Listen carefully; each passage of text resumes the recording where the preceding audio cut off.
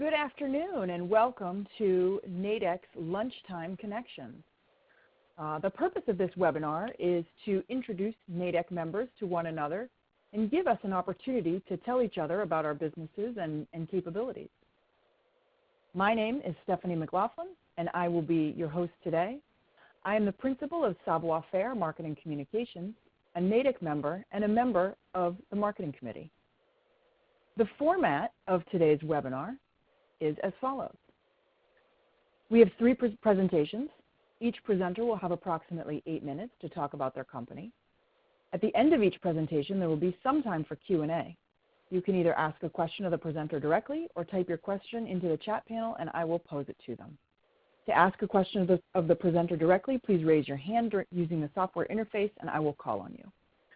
I will be monitoring time and keeping us on track. I may close Q&A if we're running long.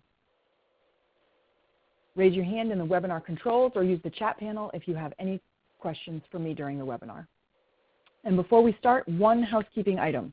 As this is lunchtime and I anticipate some of you will be eating your lunch during the broadcast, please put yourself on mute. I'd like to introduce Corfin Industries, and today Peter Kielty, the Business Development Director, will be telling us a little bit about Corfin. Welcome, Pete. Thanks for the introduction, Stephanie. My name is Peter Kielty, again, Manager of Business Development here at Corfin Industries. We're located in Salem, New Hampshire, just over the border from Massachusetts off of Route 93. We've been here at this location for over 25 years. We are about 150 employees and growing steadily. We provide a niche service to the microelectronics market, supporting what's often referred to as mission critical or alternatively as high reliability applications. Applications that fall into that category typically of such urgent nature that failure of those systems could result in life-threatening or loss of life, and they are systems that can be found in defense and aerospace, as well as space, implantable medical, transportation, power infrastructure, and some other smaller market areas. Next slide, please. Next slide.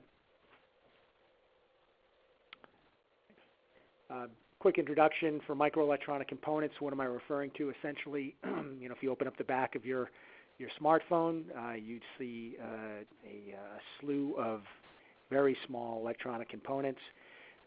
Most folks are familiar with semiconductors. The photo that's depicted here is a more traditional looking semiconductor mounted on a circuit card assembly.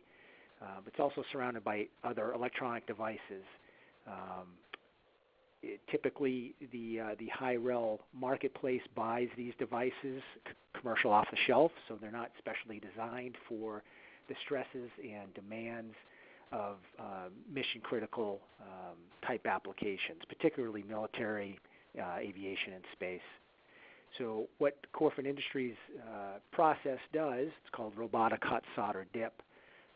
It essentially ruggedizes these commercial off-the-shelf components, increasing their reliability and their ability to survive and perform in the very demanding environments they find themselves placed in.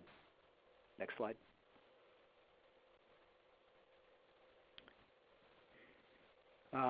Not only do we, how do we actually improve the reliability of these devices? When they're manufactured for just commercial use, as a COTS component, there's several aspects of them that make them unsuitable for applications such as defense, and primarily that is that there's the use of pure tin or other lead-free solder alloys, including gold. And I'll talk a little bit why these are a problem and what we do to fix that. But a little bit of background, in the 1940s and beyond, electronic devices were typically produced using a tin lead alloy for their solder use. In the 1980s, the Secretary of Defense released a directive that allowed the Department of Defense to pursue the use of more commercial type products, including electronics. And shortly after that, in the early 2000s, the European Union restricted the use of lead in electronics. That basically led to this changeover to the use of pure tin, so lead was taken out of the mix. Pure tin's an alternative. It works electrically, but it does have some drawbacks. And primarily, it suffers from what is called tin whisker development. I'll show you a photo here in the next slide, but tin whiskers basically are a phenomenon that it's a growth of tin metal that can cause short circuits. And obviously that could adversely affect the functionality of the system.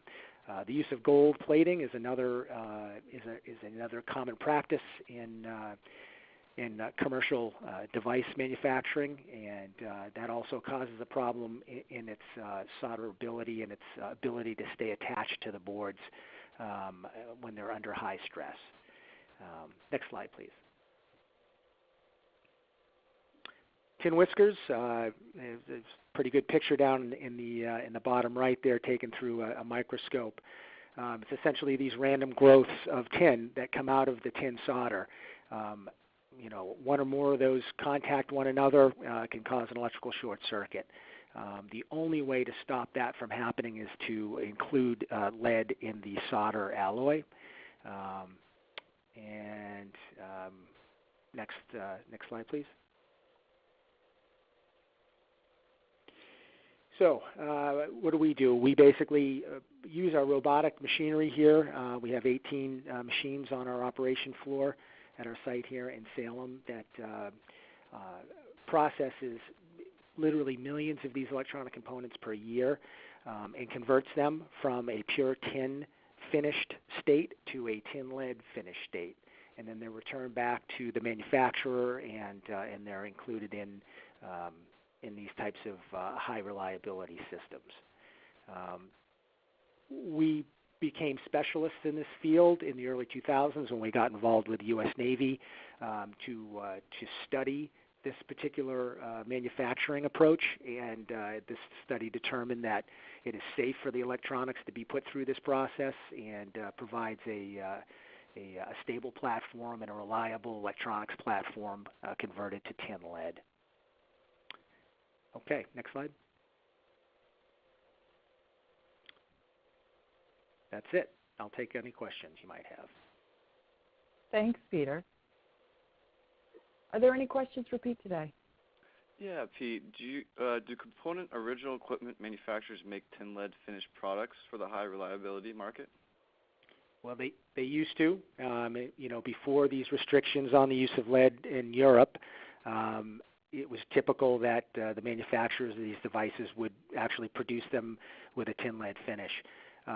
Considering the European market was restricted from that, these commercial manufacturers now have converted to essentially the sole use of pure tin. It's not financially, doesn't make financial sense for them with regards to return on investment to run special lines that make just tin lead parts. Thus, Corfin Industries is here to convert those parts. Oh, okay, excellent. Thank you. Thanks, Peter. That's fantastic. We appreciate you joining us today. Okay, my pleasure. Thank you. I'd like to welcome John Sweeney, the President and CEO of Pragmatic Consulting, to join us today. Hi, John. How are you? Hi, Stephanie. Good to hear from you. Likewise. Really looking forward to hearing about Pragmatic. Well, thank you. Well, if we move into the first slide, or actually the next slide, Pragmatic is a full-service consulting firm, a management and technical consulting firm, which is a bit of a niche. I, with two other people, invested as a kind of a silent investor in 1994 while I was a plant manager in corporate America. And then as it took traction in the late 90s, we incorporated in 1998, and I took over as full-time CEO and president. We have a lot of domestic and global experience. Our consultants are all over the country, and we do a little work primarily in Europe and Asia. We have a very extensive level of expertise in our staff with applications excellence. It's taken us years to develop over the last 20 years, and we're on our 20-year anniversary. For example, the gentleman that heads up our quality group that does ISO 9000 and AS 9100 is a retired director of quality from Westinghouse. Just a really good group of people in their different areas of expertise and subject matter experts. Our strength is in customization. We don't have any canned programs. We quite often take a look at a company and do an analysis of a company or work with a company with their strategies and develop tactical plans to implement, whether that be they need to improve their on-time delivery, they need to improve their information systems, whatever the case may be. And we quite often will do turnarounds of companies once we do that analysis and determine whether they need culture change or whether they need operational improvement. And we've been doing that really since Pragmatic's inception 20 years ago. Next slide, please. So we developed half a dozen years ago, 6 or 7 years ago, a separate website called pragmaticgov.com that is focused on aviation, aerospace, and defense. And we've been helping large and small organizations throughout that entire supply chain. We brag on our literature about the Lockheed Martins and the GEs of the world, but a lion's share of our companies that we help are small and medium-sized companies. And philosophically, we just wanted to be a full service. I like to explain ourselves as like a mini Accenture or Deloitte without the exorbitant fees and a much better value. But it was philosophical that we be a full service enterprise.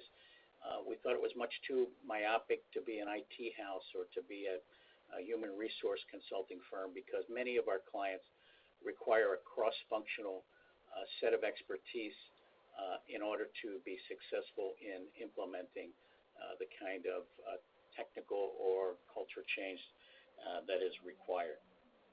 Next slide, please.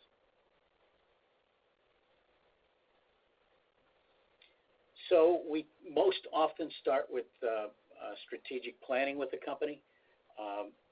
And many times they have a strategy, or we critique a strategy or give them food for thought. And many times we help them develop their strategic planning.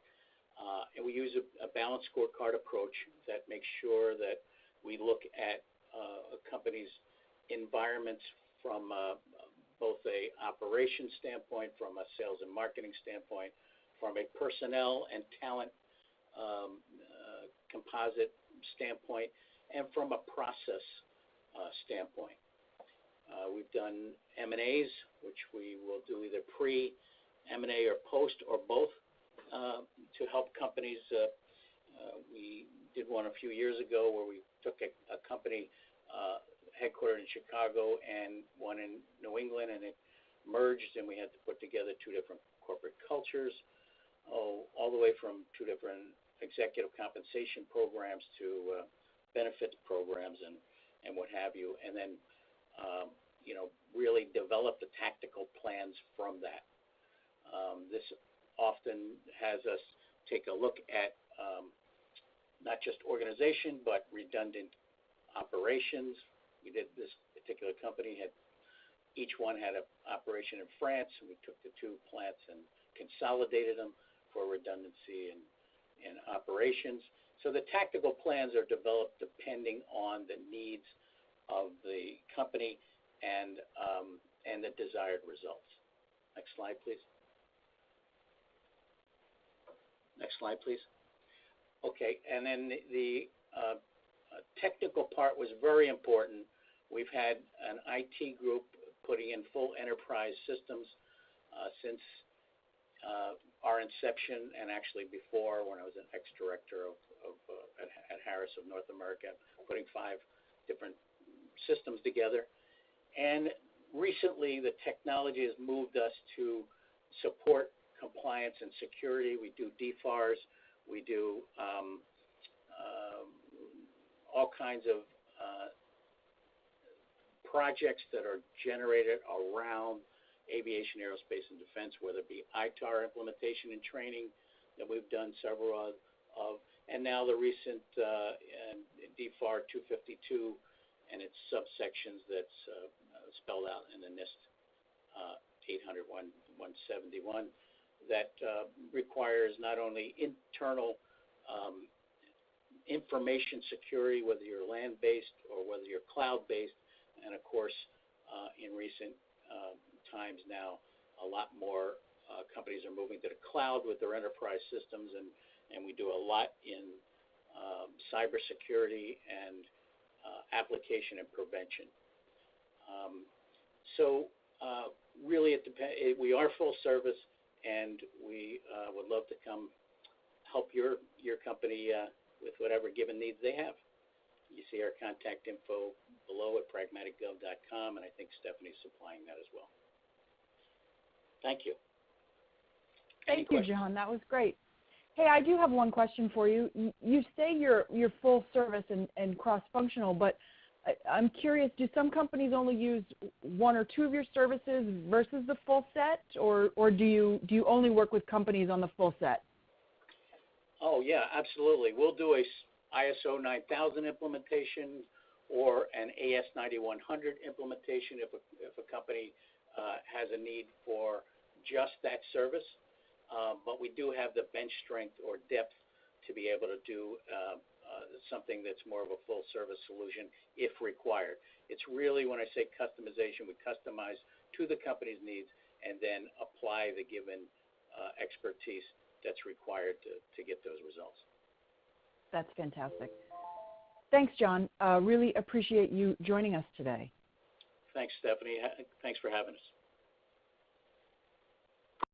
I'd like to introduce Wapack Labs and the Trusted Internet. And here to talk a little bit about that today is Jeff Stutzman, the Chief Intelligence Officer at Wapack Labs and Trusted Internet. Hi, Jeff. Hey, good afternoon. How are you? We're doing great here. Glad to have you. Great. Thank you very much. All right, well, why don't we just jump right into it? So I'm Jeff Stutzman, and in fact, we've got 2 companies going here, and we actually had started out in 2011. I had been at GS-15 with the government, and I was involved in a public-private outreach called the DoD DIB Collaborative Information Sharing Environment. In fact, I was the director of that program. And that is the program now that defense contractors have to report into when they have a cyber breach. And at the time, we realized that that it was not in the small company's best interest to report into the group that regulates them, which is the DoD at the time. And so we started this thing called Red Sky Alliance. And it was an information sharing group that was made up of most of the primes, as well as big defense and a few energy producers. In 2013, we kicked off Wapack Labs, which is primarily intelligence and analysis. And so you've been breached and you want to know how bad it is. You've seen things in the dark web and you want to know if they're going to affect you. You've seen rumblings from China about the strategic plan and you want to know if they're a target. And so that's what Wapack Labs does. We found over the course of the years that the companies that were using intelligence really tended to be the biggest of the defense companies out there and the biggest banks. And so what we did last year is I kicked off a new company called Trusted Internet.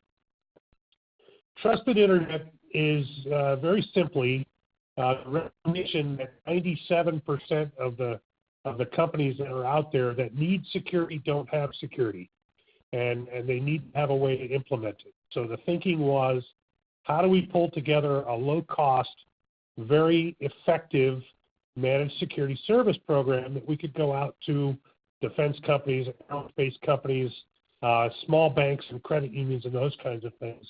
And so that's what we've done. So Trusted Internet is the piece we're going to talk about today.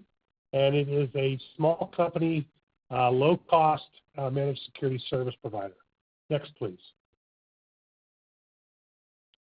So one of the big things that we talk about is we're basically two bootstrapped companies here in New Hampshire.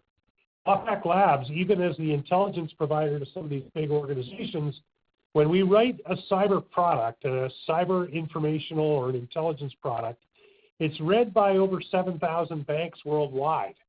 And so I'm not even thinking about the maritime and the transportation sectors and all of those other folks that we service, but today, in only the banking sector, we're covered by about 7,000 readers. Our smallest customer is 3 employees. Our largest customer is over 600,000 employees. So we cover a lot. And then from Trusted Internet, the managed security service, we found out that that's really kind of a hot button. So we've gone from really zero to about $500,000 in revenue in about 6 months' time. Why? Well, this stuff is hard and it's complicated and it's never ending. And you build a better mousetrap and the mouse gets bigger and smarter. And it can cost a lot of money until now. Next, please. So very simply, I put this up because it's the NIST 800-171. It's the number one question that we get. Number 2 is ransomware. And so we've paid out ransoms. We've done incident response. But on the 800-171 piece, the big question is, what do we do? So right now, because of the submarine breach in Rhode Island, every government contractor will be audited by the end of this year for their 800-171 compliance. We put together a package based on the way that Wapack Labs and Trusted Internet are secured, the way that we do our own security, with our own 800-171 documentation, so that we can drop the protections into any small business, get them to about 80%, and then bring the consultant to take them the other 20%, and it starts at $349 a month for up to devices. Now, we go up from there, and there is break fix involved, but right now, with the immediate concern being compliance, this is a pretty good deal. Next, please.